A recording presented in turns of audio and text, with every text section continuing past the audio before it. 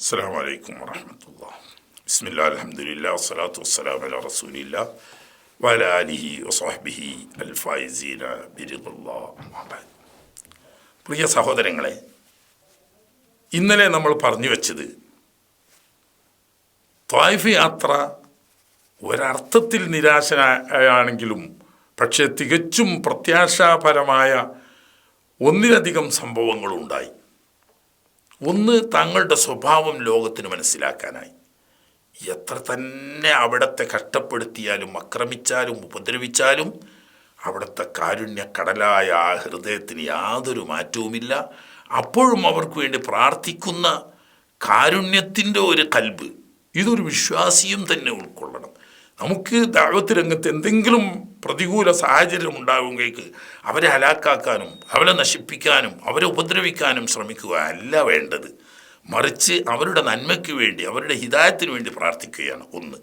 മറ്റൊന്ന്, നാട്ടുകാർക്ക് മനസ്സിലാവുന്നില്ല, അവരംഗീകരിക്കുന്നില്ല എങ്കിൽ പോലും അന്യദേശക്കാരാവുന്ന വിവരമുള്ള അഹ്ലി കിതാബുകൾ അത് അംഗീകരിക്കാൻ സർവാത്മന മുന്നോട്ട് വന്ന ഒരു സന്തോഷ വാർത്ത.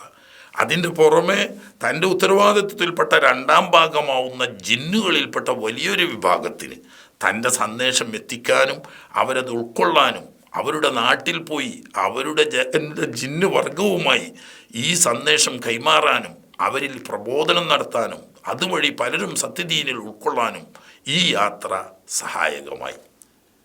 തിരിച്ചു വരുമ്പോൾ വലിയൊരു പ്രശ്നം. സെയ്ദ് ബിൻ ഹാരിസ് റളിയല്ലാഹു തആല അൻഹു പറയുകയാണ്, നബിയെ, നമ്മൾ മക്കയിൽ എങ്ങനെ പ്രവേശിക്കും? ഒന്ന്, മക്ക വിട്ട് നിർബന്ധിത സാഹചര്യത്തിൽ നമ്മൾ നാട് വിട്ടു പോകുന്നതാണ്, ഹിജ്റ പോകുന്നതാണ്. ത്വായിഫുകാർ നമ്മെ തിരസ്കരിക്കുകയും ഉപദ്രവിക്കുകയും അധിക്ഷേപിക്കുകയും ഒക്കെ ചെയ്ത കാര്യം അവരറിഞ്ഞിരിക്കുകയും ചെയ്യുന്നു. ഈ സാഹചര്യത്തിൽ നാം മക്ക പട്ടണത്തിൽ എങ്ങനെ പ്രവേശിക്കും? അതൊരു വലിയ പ്രശ്നമാണ്. ഇവിടെയും നമ്മൾ പാഠം ഉൾക്കൊള്ളേണ്ടതുണ്ട്. നബി സല്ലല്ലാഹു അലൈഹി വസല്ലം തങ്ങൾക്ക് മനസ്സിലായി, ഈ നിലക്ക് മക്കയിൽ പ്രവേശിക്കാൻ ഇപ്പോൾ കഴിയില്ല. അബൂ ത്വാലിബ് ഉണ്ടായിരുന്ന കാലത്താണെങ്കിൽ ഒന്നും വരാനില്ല, എല്ലാം അദ്ദേഹം ഏൽക്കും. എങ്കിലും അദ്ദേഹത്തിൻ്റെ മരണശേഷം എന്നാലും അവിടെ മനുഷ്യരുണ്ടല്ലോ. അങ്ങനെ ആ നാട്ടിലെ പ്രധാനപ്പെട്ട ഒരു പ്രമുഖ വ്യാപാരിയും അവിടുത്തെ നേതൃസ്ഥാനത്തുള്ള ആളുമായ മുത്അബ് ഇബ്നു അദി എന്ന് പറയുന്ന ഒരു പ്രമുഖ ഖുറൈശിയുണ്ട്. അദ്ദേഹം മരിക്കുവോളും ഈ മുശ്രിക്കുകളുടെ അതേ ആദർശത്തിലും അതേ വിശ്വാസത്തിലും ജീവിച്ച് മരിച്ച ആളാണ്. അദ്ദേഹം ഒരിക്കലും ഇസ്ലാമിലേക്ക് വന്നിട്ടില്ല. എങ്കിൽ പോലും അദ്ദേഹം ഒരു മാന്യനാണ്. അബ്ദുൽ മുത്തലിബിൻ്റെയും അബൂ ത്വാലിബിൻ്റെയും സ്നേഹിതനാണ്. അദ്ദേഹത്തിൻ്റെ അടുത്തേക്ക് നബി സല്ലല്ലാഹു അലൈഹി വസല്ലം നമ്മൾ ഒരാളയച്ചു. ആളയച്ചിട്ട് ഇങ്ങനെ, മുഹമ്മദ് ബിൻ അബ്ദുല്ല, മക്കയിൽ പ്രവേശിക്കാൻ താങ്കളുടെ ഒരു അഭയം ആവശ്യപ്പെടുന്നുണ്ട് എന്ന് പറഞ്ഞപ്പോൾ അദ്ദേഹം അത് സസന്തോഷം സ്വീകരിക്കുകയും അദ്ദേഹവും മക്കളും കൂടി ആയുധമണിഞ്ഞ് മക്കയുടെ അതിർത്തിയിൽ വന്ന് മഹാനായ നബി സല്ലല്ലാഹു അലൈഹി വസല്ലം തങ്ങളെ സ്വീകരിച്ച് കൊണ്ടുപോയി കഅബ ഷരീഫിൻ്റെ അരികെ കൊണ്ടുപോയി. അവിടെ ചെന്ന് തിരുനബി സല്ലല്ലാഹു അലൈഹി വസല്ലം തങ്ങൾ കഅബ തവാഫ് ചെയ്തതിന് ശേഷം നാട്ടിലെ ജനങ്ങളെ സാക്ഷി നിർത്തിക്കൊണ്ട് പറഞ്ഞു, മുത്അബ് ഇബ്നു അദി, ഞാൻ നിങ്ങൾക്കൊക്കെ അറിയുന്നത് പോലെ മുത്അബ് ഇബ്നു അദിയാണ്. ഞാൻ മുഹമ്മദിന് അഭയം കൊടുത്തിരിക്കുന്നു. അതുകൊണ്ട് എൻ്റെ അഭയത്തിൽ അദ്ദേഹത്തിന് യാതൊരു ഉപദ്രവവും ഏൽക്കരുത്. അഥവാ അങ്ങനെ വല്ലതും വന്നുപോയാൽ അത് എന്നെ നിങ്ങൾ അവമതിക്കുന്നതിനും അവഹേളിക്കുന്നതിനും തുല്യമായിരിക്കും. ഈ പ്രഖ്യാപനത്തോടു കൂടി അബൂ ത്വാലിബിൻ്റെ സംരക്ഷണം പോയെങ്കിലും മുത്അബ് ഇബ്നു അദിയിൻ്റെ സംരക്ഷണത്തിൽ മഹാനായ തിരുനബി സല്ലല്ലാഹു അലൈഹി വസല്ലം മക്കയിൽ തന്നെ വീണ്ടും എത്തി. ഇനിയാണ് പ്രധാനപ്പെട്ട മറ്റൊരു ഹിജ്റ തിരുനബി സല്ലല്ലാഹു അലൈഹി വസല്ലം തങ്ങളുടെ. ഇപ്പോൾ ഇങ്ങനെയൊക്കെ പ്രയാസങ്ങൾ നേരിട്ടെങ്കിലും വീണ്ടും ദഅവത്ത് പ്രവർത്തനം തുടർന്നു നടന്നു. ആ ദഅവത്ത് പ്രവർത്തനത്തിൻ്റെ ഇടയിലാണ് നിസ്കരിച്ചു കൊണ്ടിരിക്കുമ്പോൾ കഴുത്തിൽ അറുത്ത് ദിവസങ്ങളായി കഴിഞ്ഞ ഒട്ടകത്തിൻ്റെ കുടൽമാല കഴുത്തിൽ ചാർത്തപ്പെടുകയും തരിയിൽ മണ്ണുവാരിയിടപ്പെടുകയും തുടങ്ങിയ കടുത്ത ഉപദ്രവങ്ങൾ പലപ്പോഴായി ഏൽക്കേണ്ടി വന്നു. ഇതിനിടയിൽ നബി സല്ലല്ലാഹു അലൈഹി വസല്ലമ തങ്ങൾ അല്ലാഹു തആല ഒന്നുകൂടി ആശ്വസിപ്പിച്ചുകൊണ്ട് മറ്റൊരു യാത്ര, സുബ്ഹാനല്ലദീ അസ്റാ ബിഅബ്ദിഹി ലൈലൻ മിനൽ മസ്ജിദിൽ ഹറാമി ഇലൽ മസ്ജിദിൽ അഖ്സല്ലദീ ബാറക്നാ ഹൗലഹു ലിനുരിയഹു മിൻ ആയാതിനാ ഇന്നഹു ഹുവസ് സമീഉൽ ബസീർ എന്ന ഇസ്രാ മിഅ്റാജ് സംബന്ധമായ അത് മറ്റൊരു ഹിജ്റയാണ്. അതൊക്കെ വിശദമായി പറയാനുള്ള സമയം നമ്മുടെ മുന്നിൽ കുറവാണ്. നമുക്കൊക്കെ അറിയുന്ന ചരിത്രവുമാണെങ്കിലും ഞാൻ സൂചിപ്പിക്കുക മാത്രമാണ്. ഇവിടെ നുബുവത്തിൻ്റെ 11-ാം വർഷം അബൂ ത്വാലിബിൻ്റെയും ഖദീജ റളിയല്ലാഹു തആല അൻഹയുടെയും മരണശേഷം ത്വായിഫ് യാത്ര കഴിഞ്ഞ് തിരിച്ചു വന്നതിന് ശേഷമാണ് മഹാനായ തിരുനബി സല്ലല്ലാഹു അലൈഹി വസല്ലം തങ്ങൾക്ക് മക്ക ശരീഫിൽ നിന്നിട്ടും ബൈത്തുൽ മുഖദ്ദസിലേക്കുള്ള ഹിജ്റ. ആ ഹിജ്റ പോകുന്ന വഴിയിൽ മദീനയിൽ ഇറങ്ങി 2 റക്അത്ത് നിസ്കരിക്കാൻ പറയുകയും ഇവിടത്തേക്കാണ് ഇനി പിൽക്കാലത്ത് തങ്ങൾക്ക് ഹിജ്റ പോകാനുള്ളത് എന്ന വാർത്ത ജിബ്രീൽ അലൈഹിസ്സലാം ആ യാത്രയിൽ തന്നെ അറിയിക്കുകയും ചെയ്തിട്ടുണ്ട്. അത് പിന്നെ എല്ലാവർക്കും അറിയുന്നതായതുകൊണ്ട് നീട്ടുന്നില്ല. താൻ ഒറ്റപ്പെട്ടോ തനിക്ക് പിന്തുണക്കാൻ ആളില്ലേ എന്ന വ്യാകുലത ഇല്ലാതാക്കാൻ വേണ്ടിയിട്ട് ബൈത്തുൽ മുഖദ്ദസിലെത്തിയപ്പോൾ അവിടുത്തെ മസ്ജിദുൽ അഖ്സയിൽ ആദം നബി അലൈഹിസ്സലാത്തു വസ്സലാം തൊട്ട് ഈ റൂഹുല്ലാഹി ഈസാ അലൈഹിസ്സലാം വരെയുള്ള കഴിഞ്ഞു പോയ കാലത്തുള്ള അമ്പിയാക്കളെ മുഴുവനും അല്ലാഹു തആല അവിടെ അണിനിരത്തി അവരുമായി പല കാര്യങ്ങളിലും ചർച്ച ചെയ്തു. വസ്അൽ മൻ അർസൽനാ മിൻ റുസുലിക വസ്അൽ മൻ അർസൽനാ മിൻ ഖബലിക മിൻ റുസുലിനാ അജഅൽനാ ലിമൻ യഅബുദു അജഅൽനാ ലിമൻ യക്ഫുറു ബിർറഹ്മ ആയത്ത് പൂർണ്ണമായിട്ട് പറഞ്ഞതിൽ വരുന്നത്. ഏതായാലും വട്ടെ, അള്ളാഹുവിൻ്റെ അമ്പിയാക്കന്മാരിൽപ്പെട്ട ഏതെങ്കിലും ഒരു നബി മുഖേന അള്ളാഹു അല്ലാത്തൊരു വസ്തുവിനെ ആരാധിക്കാമെന്നുള്ള സന്ദേശം ആർക്കെങ്കിലും ലഭിച്ചിട്ടുണ്ടോ എന്ന വിഷയം ചർച്ച ചെയ്യുകയും ഖിയാമത്ത് നാൾ എപ്പോഴാണ് ഉണ്ടാവുക എന്ന് തുടങ്ങി പല കാര്യങ്ങളും അവർ ചർച്ച ചെയ്യുകയും ചെയ്തതിനു ശേഷം ബഹുമാനപ്പെട്ട ഹബീബ് റസൂലുള്ളാഹി സ്വല്ലല്ലാഹു അലൈഹി വസല്ലം തങ്ങൾ ഇമാമായി നിന്ന് ആദം നബി അലൈഹി സ്വലാത്തു വസ്സലാം തൊട്ട് റൂഹുല്ലാഹി ഈസാ അലൈഹിസ്സലാം വരെയുള്ള അമ്പിയാക്കളെല്ലാം മൗമൂമുകളായി നിസ്കരിച്ചുകൊണ്ട് ഈ 1,00,000-ലധികം വരുന്ന അമ്പിയാക്കന്മാരുടെ നേതാക്കളാണ് താങ്കളെന്നും എന്ത് സഹായം എപ്പോൾ വേണമെങ്കിലും ഇവരോട് നിങ്ങൾക്ക് ചോദിക്കാമെന്നും പഠിപ്പിക്കുകയാണ്. ഹുവ മൗലാഹു വജിബ്രീലു വസാലിഹുൽ മുഅ്മിനീൻ വൽമലായികതു ബഅദ ദാലിക ദഹീർ. ഈ സാലിഹുൽ മുഅ്മിനീനിൽ മഹാന്മാരൊക്കെ പെടുമെങ്കിലും അള്ളാഹുവിൻ്റെ അമ്പിയാക്കന്മാരാണ് ഒന്നാമത് പെടുന്നത്. അവരൊക്കെ തങ്ങളുടെ സഹായിയാണെന്ന് പ്രഖ്യാപിച്ച് ഞാൻ ഒറ്റപ്പെട്ടവനല്ല, എനിക്കൊരു തരത്തിലുള്ള ഏകാന്തതയുമില്ല, എന്നെ സഹായിക്കാൻ ഈ അമ്പിയാക്കന്മാർ എൻ്റെ കൂടെയുണ്ട് എന്ന സന്ദേശം കൊടുത്തതിന് ശേഷം 1-ാം ആകാശം മുതൽ 7-ാം ആകാശവും കഴിഞ്ഞ് സിദ്റത്തുൽ മുൻതഹ വരെ ഹബീബ് റസൂലുള്ളാഹി സ്വല്ലല്ലാഹു അലൈഹി വസല്ലം തങ്ങൾ ആനയിക്കപ്പെട്ടു.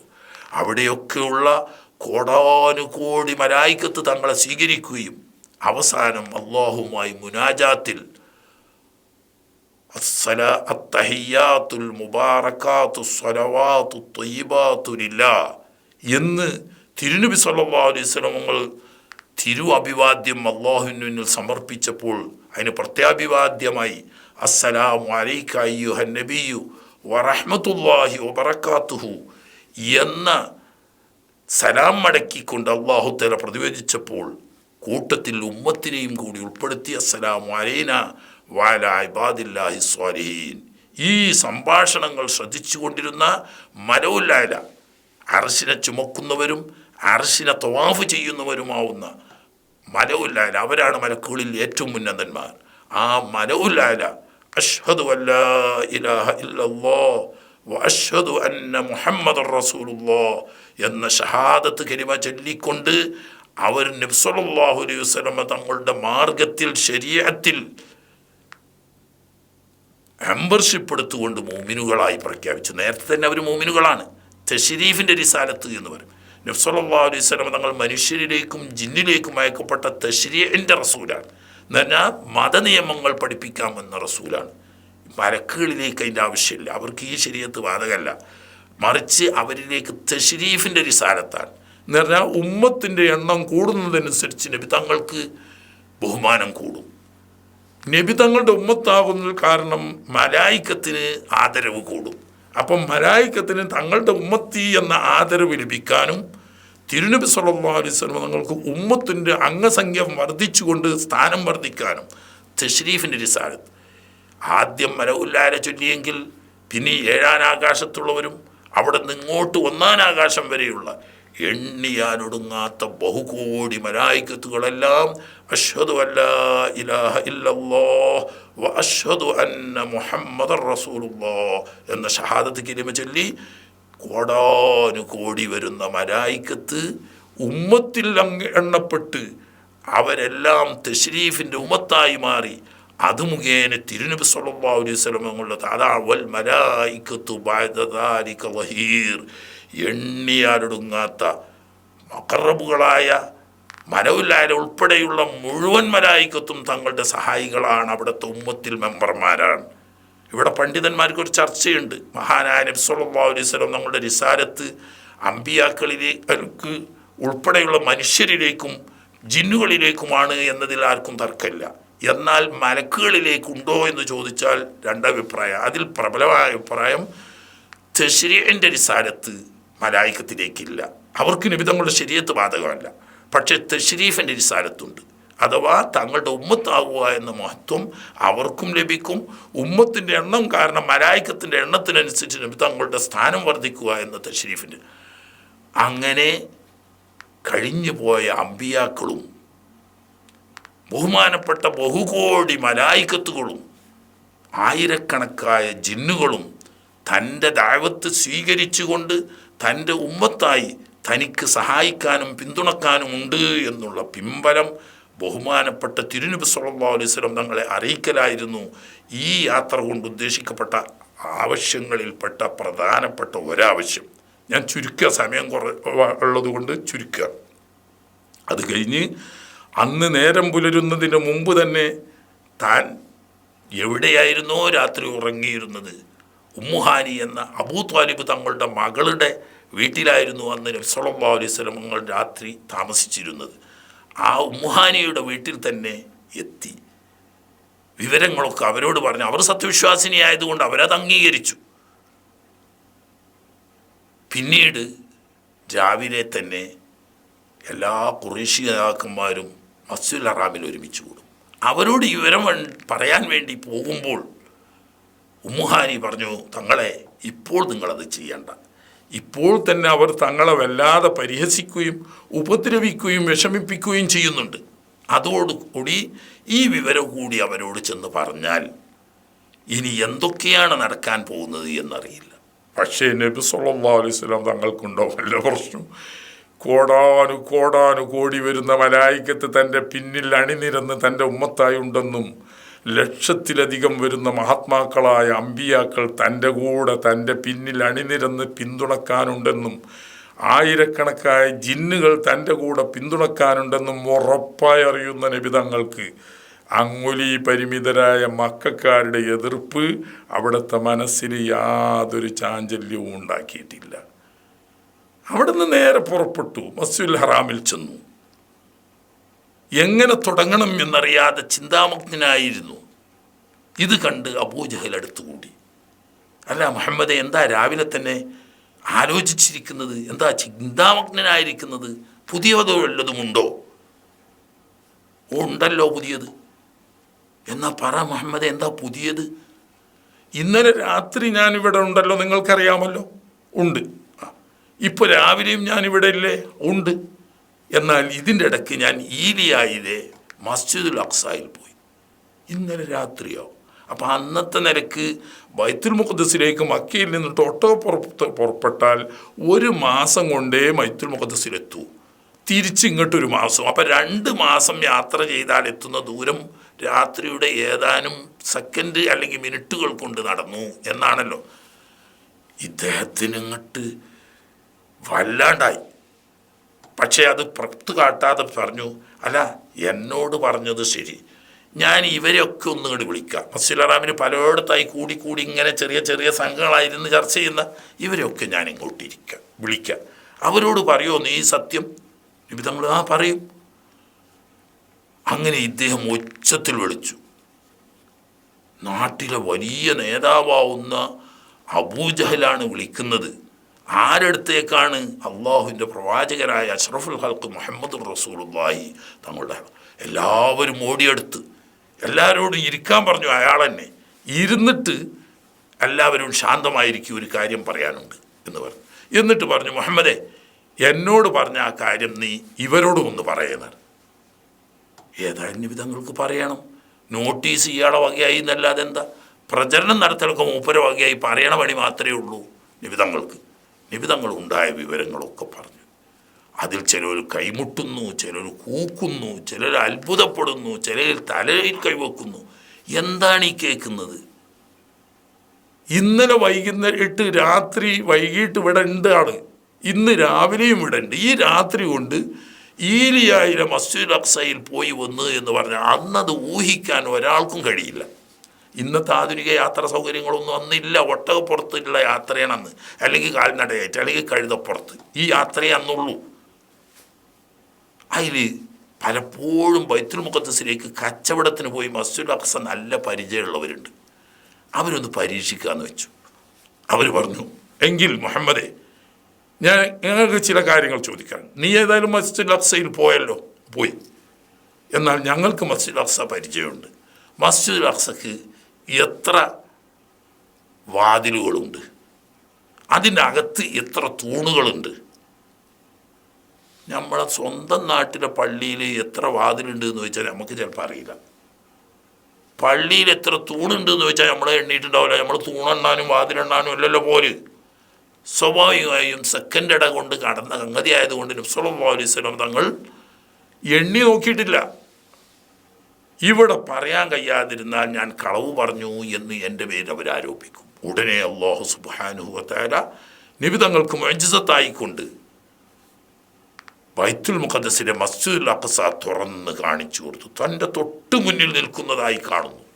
എന്നിട്ട് ഇങ്ങനെ നോക്കി, കിഴക്ക് ഭാഗത്ത് ഇത്ര വാതിലുണ്ട്, വടക്ക് ഭാഗത്ത് ഇത്ര വാതിലുണ്ട്, തെക്ക് ഭാഗത്ത് ഇത്ര വാതിലുണ്ട്, പടിഞ്ഞാറ് ഭാഗം ഇന്ന രീതിയിലാണ്, അതിന് നടുവിൽ ഇന്ന ഇത്ര തൂണുണ്ട്, ഇത്ര ജനലുണ്ട്, എല്ലാം കൃത്യമായി. അപ്പോൾ ഇവരിൽ പലരും അത് എണ്ണി നോക്കിയവരുണ്ട്.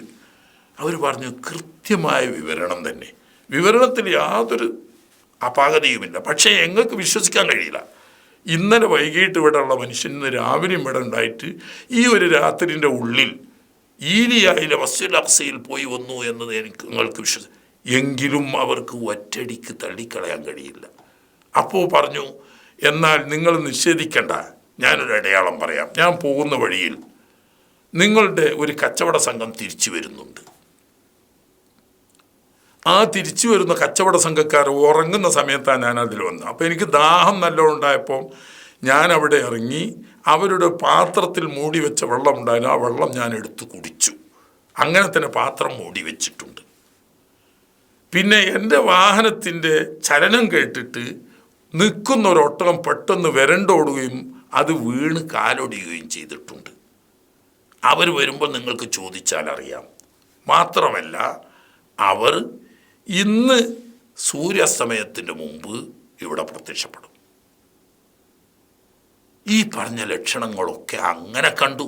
അവർ പറഞ്ഞു, ഞങ്ങളിങ്ങനെ മൂടി വെച്ചിരുന്ന പാത്രത്തിൽ വെള്ളം ഉണ്ടായിരുന്നു, രാവിലെ ഞങ്ങൾ തുറന്നു നോക്കുമ്പോൾ ഒരു തുള്ളി വെള്ളവും ഇല്ല. ഇങ്ങനൊരു ഒട്ടകം വരണ്ടോടി കാലൊടിഞ്ഞ് വീണിട്ടുണ്ട്. ഒക്കെ ശരിയാ, പറഞ്ഞ സമയത്ത് എത്തുകയും ചെയ്തു. നിഷേധിക്കാനും നിവൃത്തിയില്ല, വിശ്വസിക്കാനും നിവൃത്തിയില്ല. അങ്ങനെ ആ ഭാഗം എന്തിനു പറഞ്ഞു എന്ന് ചോദിച്ചാൽ, ഇവിടെ ജിന്നുകളുടെ പിന്തുണ കാണിച്ചു കൊടുത്തതുപോലെ അമ്പിയാക്കളുടെ പിന്തുണയും മലായികത്തിൻ്റെ പിന്തുണയും കാണിച്ചു കൊടുത്തുകൊണ്ട് നബി സല്ലല്ലാഹു അലൈഹി വസല്ലം സമങ്ങളെ സമാധാനിപ്പിക്കുക. ഇതെല്ലാം നേരിട്ട് അനുഭവിക്കുന്ന നബി തങ്ങൾക്ക് മക്കക്കാരുടെ ഉപദ്രവമോ അക്രമമോ ഒരു പ്രയാസമാവുന്നില്ല. പക്ഷേ എങ്കിലും ദഅവത്ത് നടക്കണമല്ലോ. 11ാം വർഷമേ ആയിട്ടുള്ളൂ. ദഅവത്ത് നടക്കണമല്ലോ. അങ്ങനെ ദഅവത്ത് നടക്കാൻ എന്ത് വഴി എന്ന് ചിന്തിച്ച് ഹജ്ജ് സീസണിൽ വിവിധ അറബി ഗോത്രങ്ങൾ വരുമല്ലോ. മിനയിൽ അവർ തമ്പടിക്കുന്നിടത്ത് സിദ്ദീഖുൽ അക്ബർ റളിയല്ലാഹു തആല അൻഹു തങ്ങളെയും കൂട്ടി മഹാനായ നബി സല്ലല്ലാഹു അലൈഹി വസല്ലം തങ്ങൾ ഗോത്രചരിത്രം ഏറ്റവും അറിയുന്ന പണ്ഡിതനാണ് സിദ്ദീഖ് റളിയല്ലാഹു അൻഹു.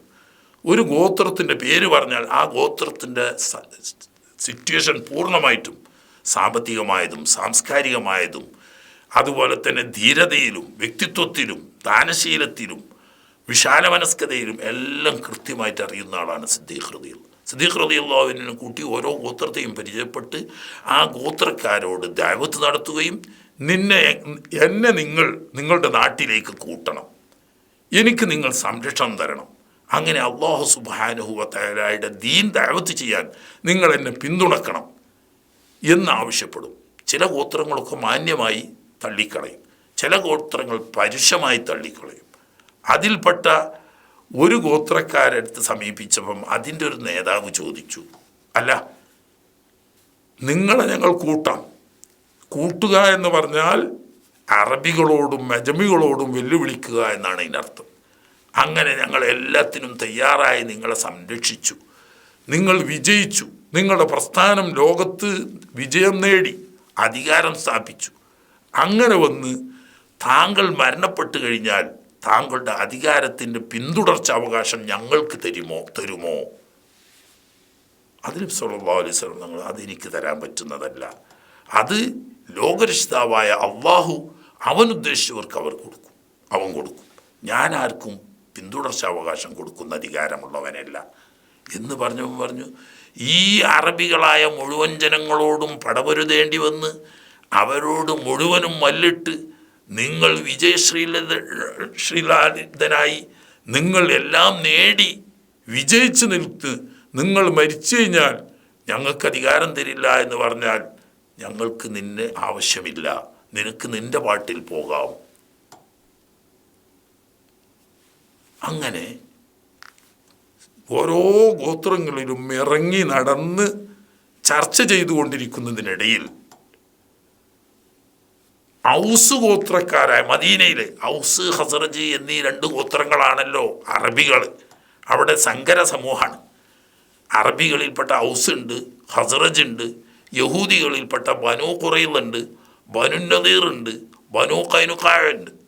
ഈ യഹൂദികൾ എന്നും പലിശ കൊണ്ടും ആയുധക്കച്ചവടം കൊണ്ടും അതിനുവേണ്ടി പരസ്പരം തല്ലിച്ച് കടം കൊടുത്ത് പലിശ വാങ്ങുവാനും ആയുധമുണ്ടാക്കി വിറ്റ് തമ്മിൽ യുദ്ധമുണ്ടാക്കാനും അവർ മിടുക്കന്മാരാണ്. അങ്ങനെ ഔസ് ഖസറജ് എന്ന് പറയുന്നത് ഒരു ഉമ്മാക്ക് ജനിച്ച ജ്യേഷ്ഠനും അനുജനുമാണ്. അങ്ങനെ ജ്യേഷ്ഠൻ്റെയും അനുജൻ്റെയും മക്കൾ 120 വർഷം നിരന്തരം യുദ്ധം ചെയ്തുകൊണ്ടിരുന്നു. അവർക്ക് പണം പലിശക്ക് കൊടുക്കും, ആയുധം കടത്തിന് കൊടുക്കും. അങ്ങനെ ആയുധ കച്ചവടത്തിലൂടെയും പലിശ വ്യാപാരത്തിലൂടെയും തടിച്ചു കൊഴുത്ത യഹൂദികൾ പലപ്പോഴും അവരുമായി സംഘട്ടനത്തിൽ ഏർപ്പെടേണ്ടി വന്നാൽ അവർ ഭീഷണിപ്പെടുത്തും.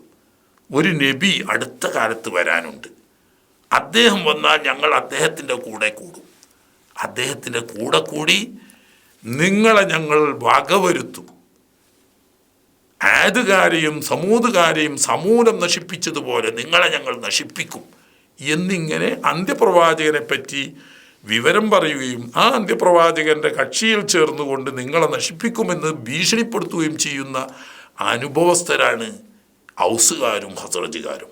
അങ്ങനെ ഔസുകാരിൽപ്പെട്ട 6 അംഗങ്ങൾ ഉൾക്കൊള്ളുന്ന ഒരു സംഘം, ആ സംഘം ഹിജ്റ 11-ാം വർഷത്തെ ഹജ്ജിലുണ്ട്.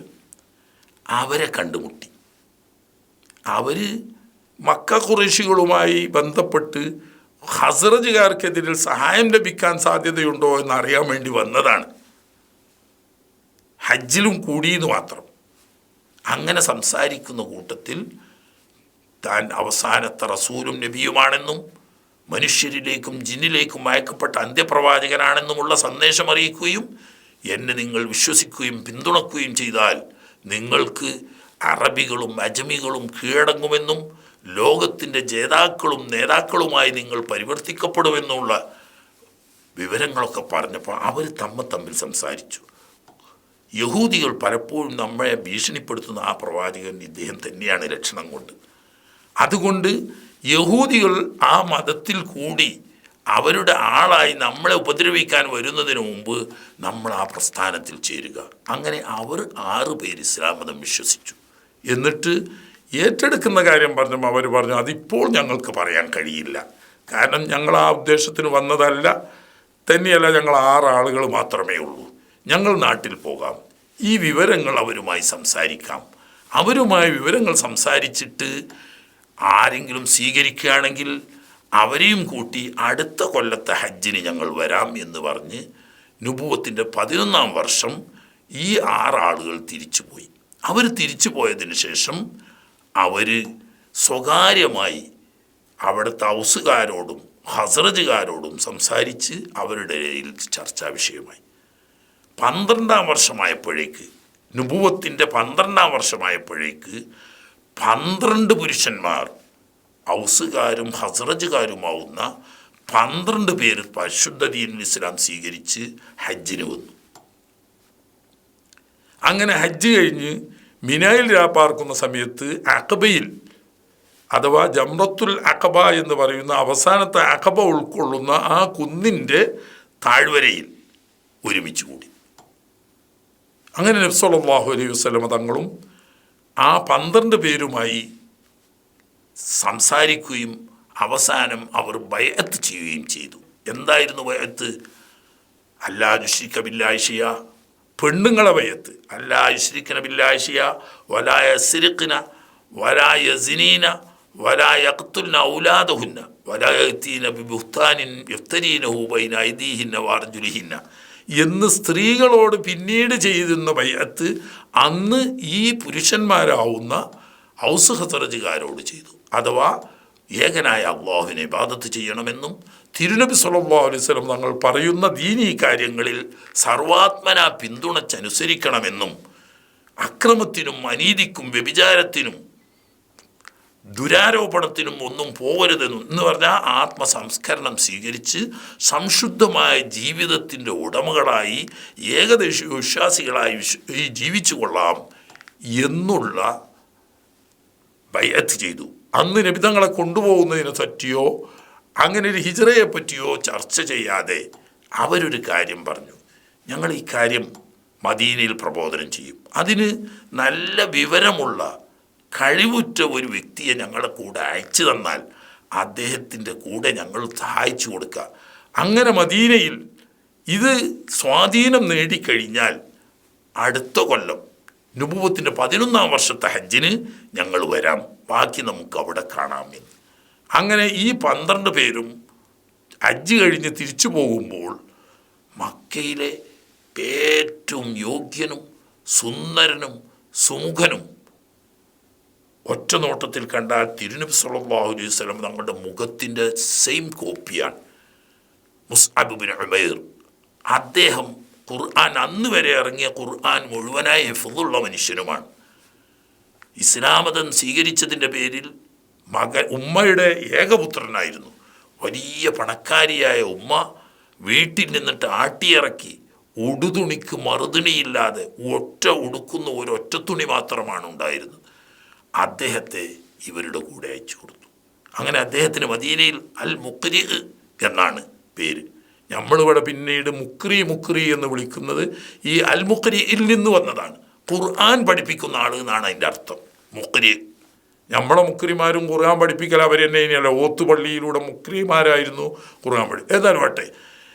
മുസ്അബ് ബിൻ ഉമൈർ റളിയല്ലാഹു തആല അൻഹുവിൻ്റെ നേതൃത്വത്തിൽ ഈ 12 അംഗ സംഘം മദീനയിലെത്തുകയും രാപ്പകലില്ലാതെ ഔസിൻ്റെയും ഹസ്രജിൻ്റെയും വീടാന്തരം കയറി ദീനീ ദഅവത്ത് നടത്തുകയും അതിൽ ഔസിൻ്റെയും ഹസ്രജിൻ്റെയും ഏറ്റവും പ്രമുഖ നേതാക്കന്മാരാവുന്ന ബഹുമാനപ്പെട്ട സഅദ് ബിൻ മുആദ് റളിയല്ലാഹു തആല അൻഹും സഅദ് ബിൻ ഉബാദത്ത് റളിയല്ലാഹു തആല അൻഹും ഇസ്ലാം മതം സ്വീകരിച്ചു. അതോടുകൂടി മദീനയിലെ വലിയൊരു ജനവിഭാഗം ഇസ്ലാം സ്വീകരിച്ചു. സ്വീകരിക്കാത്തവരുടെ ഭാഗത്തു നിന്ന് യാതൊരു എതിർപ്പുമില്ല. കാരണം 2 സഅദുകളും, സഅദ് ബിൻ മുആദും സഅദ് ബിൻ ഉബാദത്തും ഔസിൻ്റെയും ഹസ്രജിൻ്റെയും നേതാക്കന്മാരാവുന്ന 2 സഅദുകളും ഇസ്ലാം മതം വിശ്വസിച്ചതോടുകൂടി അതിനെ എതിർക്കാൻ ആരുമില്ലാത്തൊരവസ്ഥ. എല്ലാവരും ഒന്നും മുസ്ലിമായിട്ടില്ല, എങ്കിലും ആർക്കും എതിർപ്പില്ല.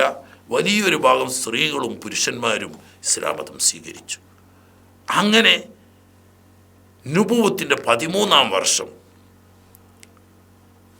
73 പുരുഷന്മാരും 2 സ്ത്രീകളും ഉൾക്കൊള്ളുന്ന ഒരു സംഘം മുസ്ലിമീങ്ങൾ, അവരൊറ്റക്കല്ല, നൂറുകണക്കായ ഹാജിമാരുണ്ട്. അവിടുന്ന് ഔസിലും ഹസറജിലും പെട്ട നൂറുകണക്കിന് ആളുകളുണ്ട്. ആ കൂട്ടത്തിൽ ഈ 73 ആളുകൾ, 75 ആളുകൾ സത്യവിശ്വാസികളാണ്. അവർ ഹജ്ജും കൂട്ടത്തിൽ നബി സല്ലല്ലാഹു അലൈഹി വസല്ലം തങ്ങളെ ഏറ്റെടുക്കാൻ നേരത്തെ തന്നെ നിങ്ങൾ ആവശ്യപ്പെടുന്നുണ്ടല്ലോ, ഏറ്റെടുക്കാനുള്ള സന്നദ്ധതയോടുകൂടി. കാരണം ഇനി ഇവിടെ പേടിക്കാനില്ല. ഒന്ന്, യഹൂദികളാണ്. യഹൂദികൾ ഈ നാട്ടുകാരല്ല, അഭയാർത്ഥികളായി വന്ന് ഇവിടെ നാട്ടുകാർ പണക്കാരായതാണ്. ഈ നാട്ടുകാർ ഔസും ഹസറജുമാണ്. 2 സഅദ് വിശ്വസിക്കുകയും എല്ലാ കുടുംബത്തിലും ഏതാനും വിശ്വാസികൾ ഉണ്ടാവുകയും ചെയ്തതോടുകൂടി മദീനയിൽ ഇനി ഒരു പേടിയില്ല. ധൈര്യമായിട്ട് ഇസ്ലാം മതം സ്വീകരിക്കാനും പ്രചരിപ്പിക്കാനും മാത്രമല്ല നബി തങ്ങളെ സ്വീകരിക്കാനും പിന്തുണക്കാനും ഒക്കെ സാഹചര്യമുണ്ടെന്ന് മനസ്സിലാക്കി അവർ മദീനയിലേക്ക് നിന്ന് പുറപ്പെട്ടു. അയ്യാമുത്ത് തശ്രീഖ് അഥവാ മിനയിൽ പാർക്കുന്ന 2-ാം ദിവസം, 1-ാമത്തെ രാവ് കഴിഞ്ഞ് 2-ാമത്തെ രാവ് പാതിരാത്രി സമയത്ത് കഴിഞ്ഞ പ്രാവശ്യം കരാർ ചെയ്ത അതേ സ്ഥലത്ത് അഖബയിൽ വെച്ചിട്ട് കരാർ ചെയ്യാം എന്ന വ്യവസ്ഥയിൽ നേരത്തെ തന്നെ അവരൊത്തു. പക്ഷേ ഇത് കൂട്ടത്തിലുള്ള മുശ്രിക്കുകൾക്കാർക്കും അറിയില്ല. അങ്ങനെ രാത്രി എല്ലാവരും സുഖനിദ്രയിലായ സമയത്ത് ഈ 75 ആളുകൾ ഓരോരുത്തർ മറ്റുള്ളവരെ ഉണർത്താതെ അറിയിക്കാതെ പതുക്കെ എഴുന്നേറ്റ് അഖബയിൽ ഒരുമിച്ച് കൂടി. മിന കഴിഞ്ഞിട്ട് മക്കയിലേക്ക് പോകുന്ന വഴിയിലാണ് അഖബ ഉള്ളത്. ആ അഖബയുടെ താഴ്വരയിൽ ഒരുമിച്ച് കൂടി. അവിടത്തേക്ക് മഹാനായ നബി സല്ലല്ലാഹു അലൈഹി വസല്ലം തങ്ങളും പ്രിയപ്പെട്ട പിതൃവ്യൻ അബ്ബാസ് റളിയല്ലാഹു തആല അൻഹു തങ്ങളും എത്തി. അബ്ബാസ് റളിയല്ലാഹു അൻഹു അന്ന് പരസ്യമായിട്ട് മുസ്ലിം ആയിട്ടില്ല, എങ്കിലും ഉള്ളിൽ മുസ്ലിമാണ്. ചില കാരണങ്ങളാൽ പ്രഖ്യാപിച്ചിട്ടില്ല എന്ന് മാത്രമേ ഉള്ളൂ. എങ്കിലും തൻ്റെ സഹോദരപുത്രൻ എന്നവർക്ക് അങ്ങേയറ്റം ബഹുമാനിക്കുകയും സ്നേഹിക്കുകയും വേണ്ട സഹായങ്ങളൊക്കെ ചെയ്യുകയും ചെയ്യുന്ന ആളാണ്. അങ്ങനെ അവർ വന്നു. നബി സല്ലല്ലാഹു അലൈഹി വസല്ലം തങ്ങളെത്തി. ഇവർ ചർച്ച തുടങ്ങി. നബി സല്ലല്ലാഹു അലൈഹി വസല്ലം തങ്ങളോട് അവർ പറഞ്ഞു, ഞങ്ങൾ എന്ത് ചെയ്യണം താങ്കൾക്ക് പറയാം, ഞങ്ങൾക്ക് എന്ത് കിട്ടും അതും താങ്കൾ പറയണം.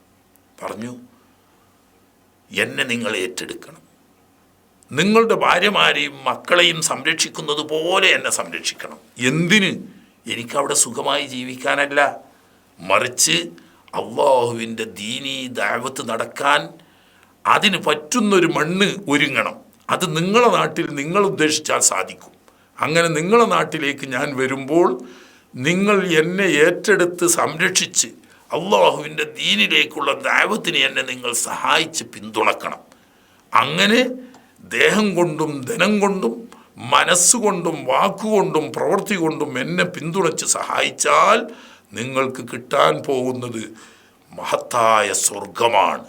സ്വർഗത്തിൽ എൻ്റെ കൂടെ നിങ്ങൾക്ക് വസിക്കാം എന്നുള്ള മഹാസൗഭാഗ്യം, അതോടുകൂടി ഈ ലോകത്തിൻ്റെ നേതൃസ്ഥാനവും ഔന്നിത്യവും നിങ്ങൾക്ക് ലഭിക്കും.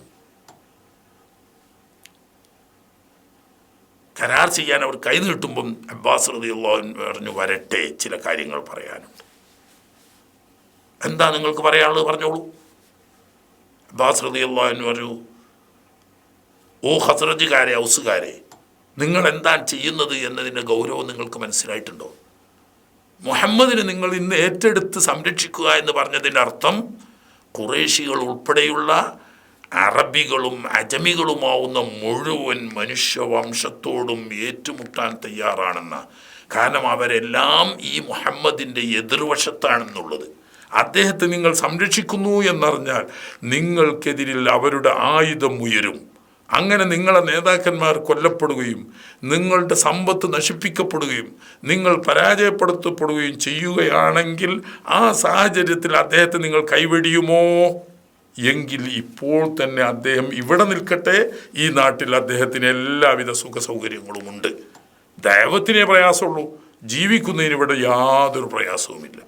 അല്ല, ഈ പ്രശ്നങ്ങളും പ്രയാസങ്ങൾ എന്ത് വന്നാലും നിങ്ങളുടെ മക്കളും നിങ്ങളുടെ ഭാര്യമാരെയും നിങ്ങൾ എങ്ങനെ സംരക്ഷിക്കുമോ അതുപോലെ അവസാനം വരെ സംരക്ഷിക്കുമെന്ന് 100% ഉറപ്പുണ്ടെങ്കിൽ മാത്രം നിങ്ങൾ ബൈഅത്ത് ചെയ്താൽ മതി.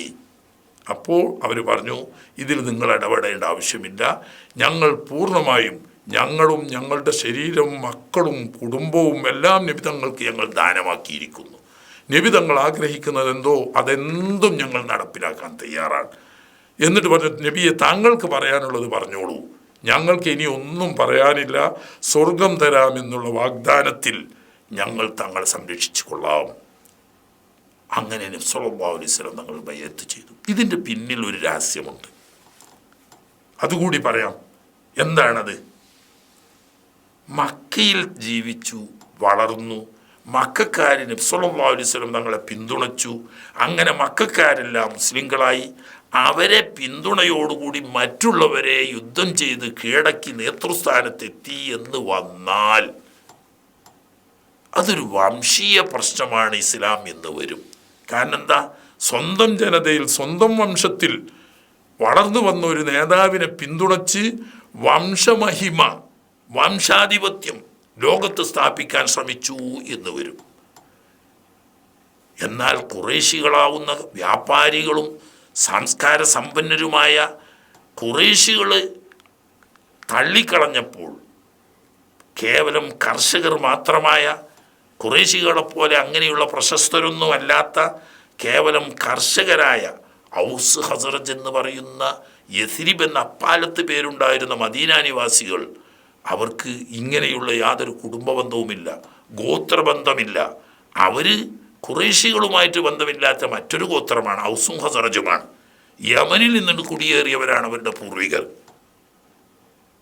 അപ്പോൾ അവരിലൂടെ ഇസ്ലാം അടിവേര് പിടിക്കുകയും വളർന്ന് പന്തലിച്ച് വികസിക്കുകയും ചെയ്യുമ്പോൾ ഇതിൽ വർഗീയ പ്രശ്നമോ വംശീയ പ്രശ്നമോ ഇല്ല എന്നുകൂടി മനസ്സിലാക്കാൻ പറ്റുന്ന ഒന്നാണ് ഈ ഹിജ്റയുടെ ചരിത്ര പശ്ചാത്തലം. അങ്ങനെ നബി സല്ലല്ലാഹു അലൈഹി വസല്ലം തങ്ങൾ കരാർ ചെയ്ത് ഈ നുബുവത്തിൻ്റെ 13-ാം വർഷം ഹജ്ജിൻ്റെ ശേഷം അഖബയിൽ വെച്ച് ഈ കരാർ കഴിയലോടുകൂടി ഈ വാർത്ത ലീക്കായി. ആകെ ലീക്കായി പ്രശ്നമാവുമെന്ന് കണ്ടപ്പം ആയിരക്കണക്കിന് മുശ്രിക്കുകളുണ്ട്, വിവിധ ഗോത്രങ്ങളിൽ നിന്ന് വന്നവരുണ്ട്, മക്ക ഖുറൈശികളുണ്ട്, എല്ലാവരും ഉണ്ട്. കേവലം 75 ആളുകൾ മാത്രമാണ് മറുവശത്തുള്ളത്. പക്ഷേ അവർ ഭീരുക്കളല്ല, നൂറ്റാണ്ടുകളോളം യുദ്ധം ചെയ്ത് യുദ്ധത്തിൻ്റെ അങ്ങേയറ്റത്തെ പാരമ്പര്യമുള്ളവരാണ് അവർ. അവർക്കൊതൊന്നും ഒരു ഭീഷണിയല്ല. നബി അവർ പറഞ്ഞു, നബിയെ തങ്ങൾ പറയുകയാണെങ്കിൽ നാളെ നേരം പുലർന്നാൽ മിനയിൽ കൂടിയ മുഴുവൻ ആളുകൾക്കെതിരെയും യുദ്ധം ചെയ്യണമെന്ന് തങ്ങൾ ആജ്ഞാപിക്കുകയാണെങ്കിൽ ഞങ്ങൾ അതിന് സന്നദ്ധരാണ്. ഞങ്ങൾക്ക് യുദ്ധം എന്നത് നിത്യസംഭവം മാത്രമാണ്, അതൊരു പ്രശ്നമല്ല. നബി തങ്ങൾ പറഞ്ഞു, ഇല്ല, യുദ്ധം ചെയ്യാൻ അനുവാദമില്ല. അല്ലാഹു തആല ലം യഅ്ദൻ ലി ബിൽ ജിഹാദി ഇലല്ലാൻ, യുദ്ധം ചെയ്യാൻ ഇന്ന് വരെ എനിക്ക് അനുവാദം തന്നിട്ടില്ല. നിങ്ങളെല്ലാവരും ഓരോരുത്തരായിട്ട് പോയിട്ട് നേരത്തെ ഇങ്ങോട്ട് പോകുന്നത് പോലെ തന്നെ മറ്റുള്ളവരെ അറിയിക്കാതെ പോയി കിടന്നുറങ്ങിക്കോളൂ. അങ്ങനെ ബഹുമാനപ്പെട്ട നബി സല്ലല്ലാഹു അലൈഹി വസല്ലം തങ്ങളുടെ കൽപ്പന പ്രകാരം അവർ തിരിച്ചുപോയി അവരവരുടെ തമ്പുകളിൽ കിടന്നുറങ്ങി. നേരം പുലർന്നപ്പോൾ ഖുറൈശികളുടെ ഒരു സംഘം ഔസ് ഹസറജുകാരുടെ ഹജ്ജ് സംഘത്തിൽ ചെന്നിട്ട് ചോദിച്ചു, അല്ല ഔസുകാരെ ഹസറജുകാരെ, എന്തോ ഒരു ന്യൂസ് കേട്ടല്ലോ, മുഹമ്മദിനെയും അവൻ്റെ അനുയായികളെയും നിങ്ങൾ ഏറ്റെടുക്കുകയാണെന്നും അദ്ദേഹത്തിന് നിങ്ങളുടെ യസ്രിബിൽ സംരക്ഷണം കൊടുക്കുകയാണെന്നും അദ്ദേഹത്തിന് വേണ്ടി നിങ്ങൾ അറബികളോടൊക്കെ യുദ്ധം ചെയ്യാൻ സന്നദ്ധരാണ് എന്നും ഒക്കെ കേട്ടല്ലോ, ശരിയാണോ? മോമിനീങ്ങൾ ഗുണവും ദോഷവും ഒന്നും പറഞ്ഞില്ല. പക്ഷേ മഹാഭൂരിപക്ഷം വരുന്ന മുശ്രിക്കുകൾ പറഞ്ഞു, അങ്ങനെയൊന്നും ഉണ്ടായിട്ടില്ല, ഞങ്ങളാണ് ഈ ഗോത്രത്തിൻ്റെ നേതൃസ്ഥാനത്ത് ഇന്നുള്ളത്, ഞങ്ങളാരും അറിയാതെ അങ്ങനെ ഒരു തീരുമാനം ഉണ്ടാവില്ല, നമ്മൾ അറിഞ്ഞിട്ടില്ല.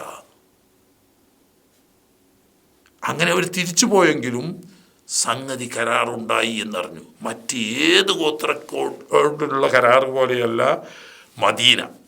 കാരണം ഖുറൈശികളെ സംബന്ധിച്ചിടത്തോളം കച്ചവടമാണ് പ്രധാന ജീവിത വരുമാന മാർഗം. അതിൽ തന്നെ ഷാമിലേക്കുള്ള കച്ചവടമാണ് അവരുടെ കച്ചവടത്തിൻ്റെ അടിത്തറ. യമനിലേക്കുണ്ടെങ്കിൽ പോലും അത് ഇത്ര വിപുലമായ കച്ചവടമില്ല. വിപുലമായ കയറ്റുമതി ഇറക്കുമതി കച്ചവടം നടക്കുന്നത് ഷാമിലേക്കാണ്. ഈ ഷാമിലേക്ക് പോകുന്ന വഴിയിലുള്ള ഇടത്താവളമാണ് മദീന. മദീന മക്ക ഖുറൈശികൾക്ക് എതിരാണെന്ന് വന്നാൽ അവരുടെ പ്രധാന ജീവിത വരുമാന മാർഗമാവുന്ന ഷാമിലേക്കുള്ള കച്ചവടം ഭീഷണിയാവും. അതവർക്ക് സഹിക്കാൻ കഴിയുന്നതല്ല. അതുകൊണ്ട് അവർ കൂടുതൽ അന്വേഷണം നടത്തി. അന്വേഷണത്തിനിടയിൽ അവർക്ക് സത്യം ബോധ്യപ്പെട്ടു, കരാറുണ്ടായിട്ടുണ്ട്. അങ്ങനെ അവർ പെട്ടെന്ന് തിരിച്ച് നാട്ടിലേക്ക് പോകുന്ന വഴിയിൽ ഖുറൈശികളുടെ പ്രതിനിധി സംഘം പിന്നിൽ കൂടി 2 പേരെ അവർ കണ്ടുകിട്ടി. ഒന്ന് സഅദ് ബിൻ ഉബാദത്ത് റളിയല്ലാഹു തആല, മറ്റൊരാൾ ഓടി രക്ഷപ്പെട്ടു. സഅദ് ബിൻ ഉബാദത്ത് റളിയല്ലാഹു തആലയെ അവർ പിടികൂടി.